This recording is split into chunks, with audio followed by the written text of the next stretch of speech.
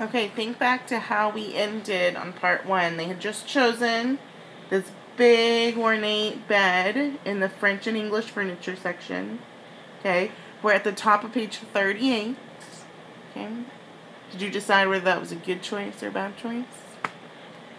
I don't think we'll find out this chapter, but keep that in your mind as you're reading.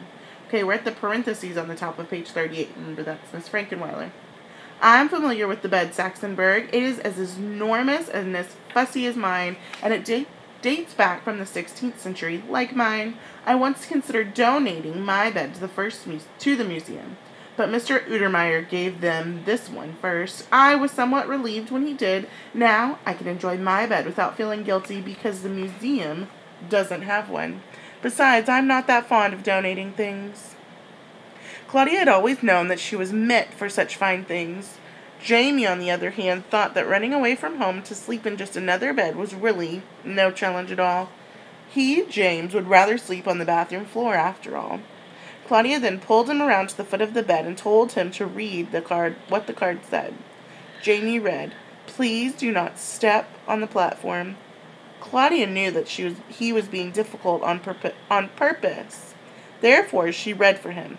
State bed, scene of the alleged murder of Amy Robsart, first wife of Lord Robert Dudley, later Earl of... Jamie couldn't control his smile. He said, "You know, Claude, for a sister and a fuss budget, you're not too bad."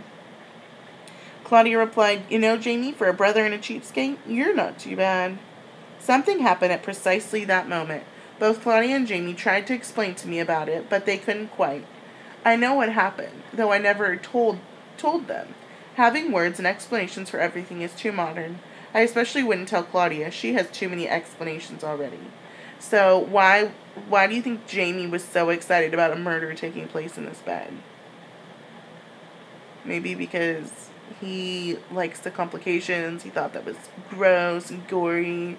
I don't think I would feel comfortable sleeping every night in a bed where there was a murder happen there. Ugh. Okay, anyways. What happened was they became a team, a family of two.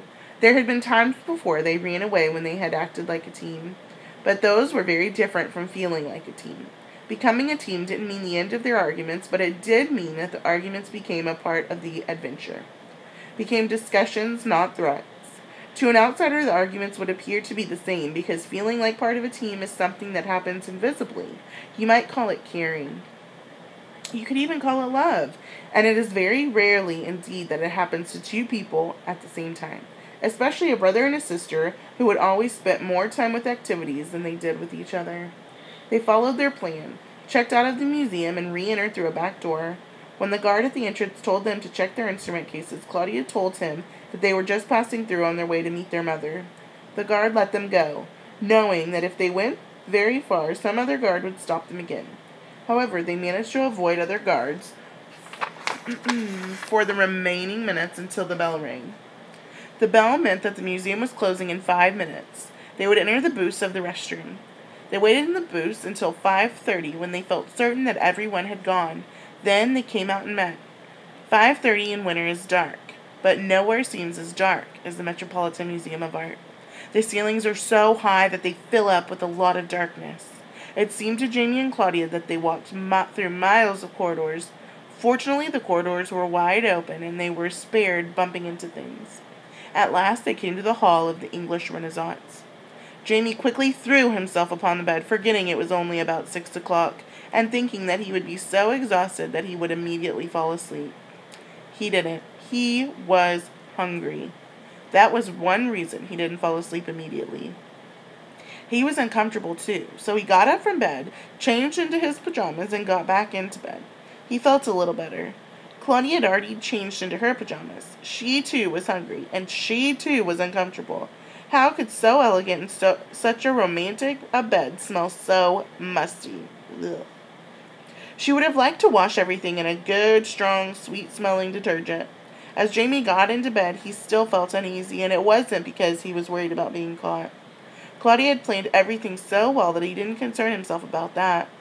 The strange way he felt was little to do with the strange place in which they were sleeping. Claudia felt it too. Jamie lay there thinking, finally realization came.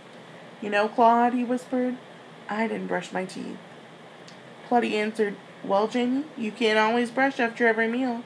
They both laughed, and very quietly, "Tomorrow," Claudia reassured him, "will be even better organized."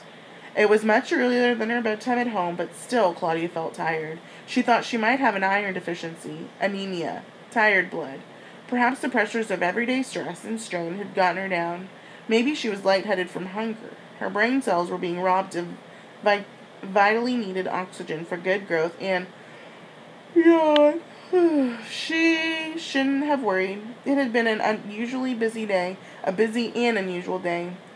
So she lay there in a great quiet of the museum next to the warm quiet of her brother and allowed the soft stillness to settle around them, a comforter of quiet.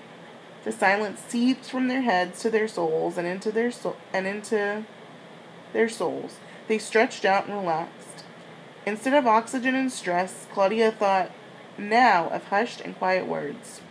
Glide, fur, banana, peace. Even the footsteps of the night watchman added only an accented quarter note to the silence that they had become a hum, a lullaby. They lay perfectly still even after he passed. Then they whispered good night to each other and fell asleep. They were quiet sleepers and hidden by the heaviness of dark. They were easily not discovered. Of course, Saxonburg, the draperies of the bed helped too. Okay, so that's the end of chapter 3. The end of the first day of them running away. I think it went pretty successfully. Okay, now go on to the next activity that I have for y'all.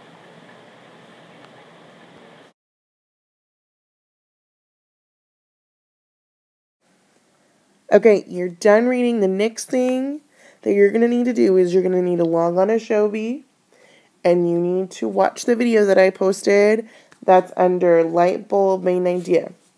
So go to Shobi and watch the next video, and it'll explain how to do the next activity.